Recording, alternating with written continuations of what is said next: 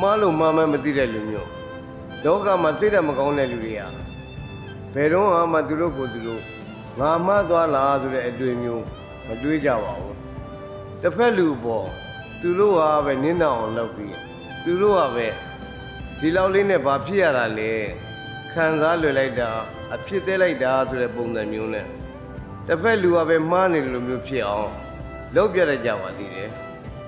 တခါတလေအဲ့လောက်နဲ့ပြီးမသွားပဲနဲ့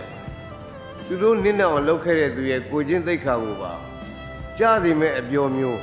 ပြောရကြပါသေးတယ်ဒါကြောင့်တယောက်ယောက်စီကစူးစူးဝါဆက်ဆံခံရရင်တနေ့အဲ့ဒီလူကနောင်တရလိမ့်မလားဆိုပြီးမျော်လင့်မနေပါနဲ့ဘာလို့လဲဆိုတော့နောင်တရတယ်ဆိုတာကောင်းတဲ့လူတွေစီမှာပဲရှိတာပါစိတ်ထဲမကောင်းတဲ့လူတွေစီမှာနောင်တဆိုတာမရှိပါဘူးသူကကောင်းတဲ့သူမှန်ရင်အစရရဲ့တစ်ဖက်သားကိုထိခိုက်နေတာစီတဲ့ကိစ္စမျိုးတော့ရှိခဲ့မှာမဟုတ်ဘူးလေ